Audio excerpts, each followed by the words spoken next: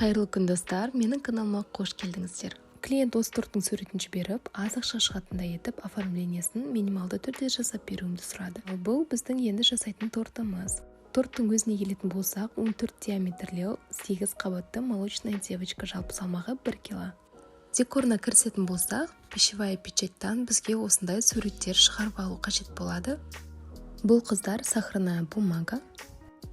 Сахарная бумагамен жұмыс жасамастан бұрын қолымыз құрғақ болу керек. Тіпті алақаныңыз терлеген өзінен де бояуы қолыңызға жұғып, одан басқа жерлеріне жұғып, суретті бүлдіріп алуыңыз мүмкін. Қағаздың бетінде суреті, ал артында пленкасы болады. Бірінші суреттерді бөліп қырқып шығамыз. Енді қыздар, бізге бұл суреттердің топпер жасау үшін бізге шпажка және мастика қажет болады. Мастиканың ақ немесе қара түсін пайдалансаңыздар болады. Топперлеріміз тез кебу үшін мастикамызға кукурузный крахмал қосып, жақсылап мұжғылап жібереміз. Мастика жалпы өзіне шаңды, ылғалды тез қабылдап алады, сол үшін жұмыс жасайтын жеріміз таза болу керек. Мен пайдаланып жатқан оқтау силиконды, пластикалық болғандықтан мен утюжок пайдаланған жоқпын. Егер сіздер ағаш оқтау пайдаланатын болсаңыздар, міндетті түрде утюжокпенен бетін тегістеп жіберу керек. Шпажка жыртып кетпейтіндей етіп 2-3 мм қалыңдықта жайып аламыз. Сосын топперлеріміздің пленкасын шпажканың көмегімен ажыратып, спирттің көмегімен мастикамызға жабыстыра береміз. Спиртті пайдаланбай жабыстыратын болсақ, осылай шеттері ашылып қалуы мүмкін.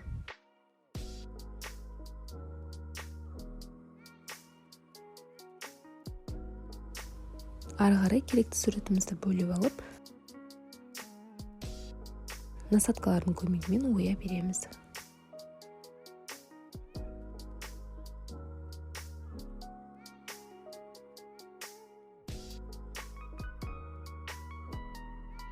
Шпажка қадап, бөлме температурасында 1 күн кебуге қоямыз.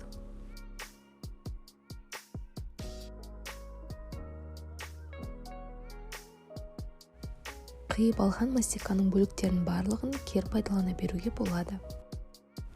Байқасаңыздар, 2 жарғанатты торттың жанына қоямын деп шпажкасыз жасадым.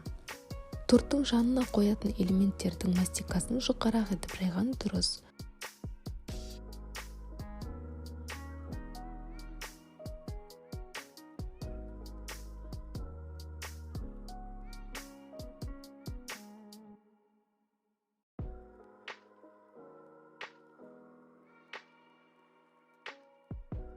Енді кішкентай қыздың атын мастикамен жазатын боламыз. Ол үшін алфавитті молдқа видеодағыдай кукурузный крахмал сеуіп, артығын алып тастаймыз. Мастикамызды жұмсартып, керек әріптің үстінен ұстап тұрасыздар да, артығын пышақпен кесіп алып тастайсыздар. Егер де мастика формадан қиын алынып жатса, оны тоңазытқышқа немесе морозильник камераға кішкене 2-3 минутқа қойып, одан кейін барып алсаңыздар болады. Сол кезде мастика қатты болып шығады. Жалпы былай бөлме температурасына да бірден осылай ала берсеңіздер де болады. Әріптерді кептіруге бөлме температурасында қалдырамыз, және оның бетін бірден кондурмен бояп қалдырсаңыздар да болады. Енді сфералар жасайтын боламыз. Ол үшін бізге осындай полусфераларды жақсылап спирттің көмегімен салфеткамен сүртіп, тазартып, тоңазытқышқа салып қою қажет. Кейін шоколадный глазурімізді водяной баняда немесе микроволновкада ерітеміз. Толықтай ерігенше ыстық тастауға болмайды. Ішіне кішкене крупинкалар бар кезде оттан алып, жақсылап араластырсаңыздар, өзі ақ еріп кетеді. Кейін жирорастворимый красителімізді шоколадқа қосып, блендердің көмегімен ерітетін боламыз. Мен жалпы есеппен алғанда жарты чайный ложкадай краситель қостым.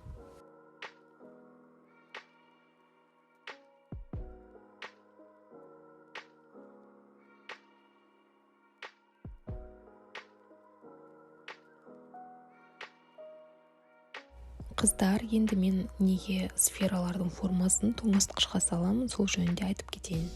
Көріп тұрғандарыңыздай, глазурь еріген күйінде сұйықтау болып келеді. Оны формаларға құйған кезде ол түбінде тұнып қалады.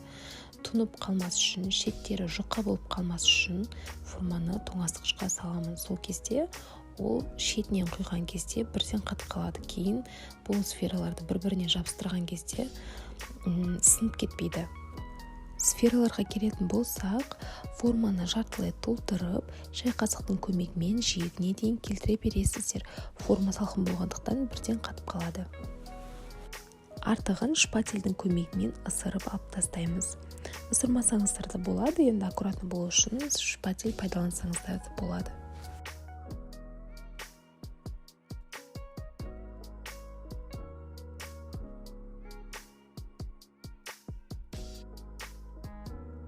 Мінекей мен өзіме керекті сфераларды толтырып шықтым. Енді бұларды қатқаннан кейін формадан осылай ала береміз. Өте оңай алынады, және спиртпен біз формаларды сүрткендіктен біздің сфераларымыздың сырты жылтыр әдемі болып шығады. Ыстық ыдыстың бетіне сфераларды тигізу арқылы кішкене ерітіп, екеуін бір-біріне жабыстыра береміз.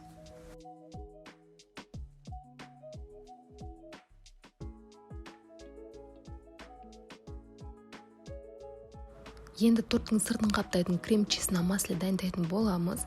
Ол үшін бізге 82% жоғары сары май, қант ұнтағы және қара краситель қажет. Кейін творожный сыр қосатын боламыз.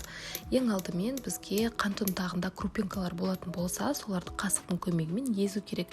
Егер де езбей бірден мен сияқты миксерлей салсаңыздар, олар түйіршік болып жүреді. Сол үшін міндетті түрде лопатаның немесе қасықтың көмегімен оларды ыдыратып аламыз. Енді кремді бояу үшін түсініктеме айта кетейін. Қанық қара түс алу үшін бізге майды бояу үшін жирорастворимый краситель пайдаланатын боламыз. Ал кейін творожный сыр қосқаннан кейін водорастворимый краситель қосатын боламыз. Видеода көрініп тұр, менде водорастворимый краситель гель күйінде уже творожный сыр қосып қойғанмын, бірақ түсі сұрлау болғандықтан қап-қара қанық түс алу үшін тағы да водорастворимый краситель қосып жатырмын. Кейін тағы да бір рет финалды түрде миксерлеп жібереміз. Сосын егер креміңіз жұмсақ болатын болса, оны тортты қаптаған кезде ыңғайлы болу үшін тоңазытқышқа 10-15 минутқа қоя тұрсаңыздар болады. Торт міндетті түрде тоңазытқышта әбден 7-8 сағат тұрған болу керек және салқын болу керек. Кремді миксерлеп болғаннан кейін міндетті түрде пайдаланбастан алдын осылай лопатаның көмегімен араластырып, арасындағы ауаларды шығарып аламыз.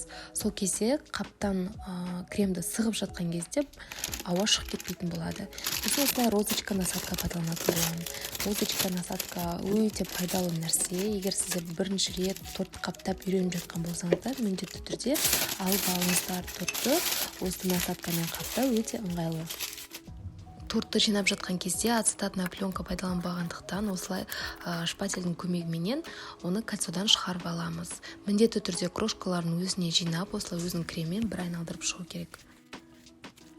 Кейін осылай видеода көрсетілгендей бір қалыпты бір тегіс етіп торттың сыртын қаптай береміз. Егер де кішкене ашылған жерлер болса, кейін шпательдің көмегімен түзеулеп жібереміз.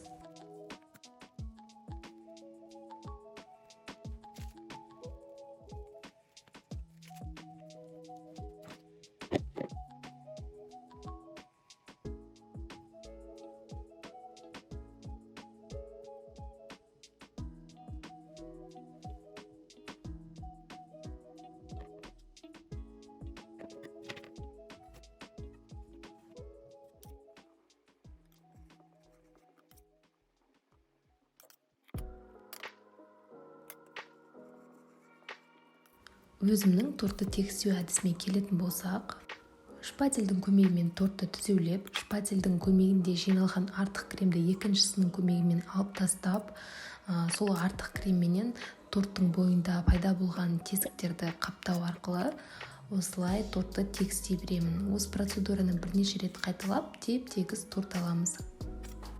Торттың төбесінде тегістеу оңай. Видеода барлығы көрсетілген, түсінікті болады деп ойлаймын.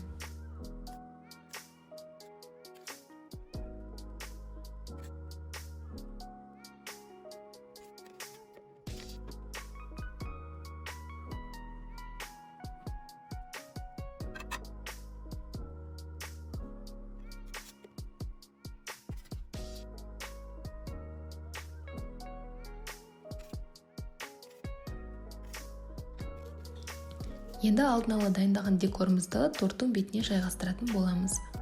Ол үшін аз ғана көлемдегі глазурды ерітіп мешокқа салып аламыз.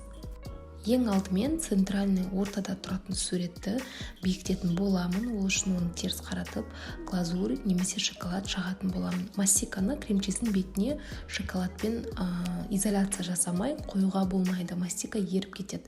Егер сіздер торттарыңызды кремчеспен қаптаған болсаңыздар, онда спирттің көмегімен жабыстыра беруге болады. Енді екі шетіне шпажкасыз дайындаған жарғанаттарымызды орналастыратын боламыз. Видеода көрсетілгендей глазурь жаққаннан кейін декорды торттың бойында ұстап бекітіп қойсаңыздар, ары қарай жабысып тұра береді. Жеті деген әріпті және қыз баланың атын золотистый кондуринмен бояйтын боламын. Ол үшін кондуринге кішкене спирт қосып араластырамыз. Содан кейін осылай кисточканың көмегімен жаға береміз. Енді шоколадты глазурьден жасалған шариктерімізді бекіту үшін тортқа және подложкаға тиіп тұратын бөлігіне кішкене глазурь жақсаңыздар, ол қатып қалатын болады.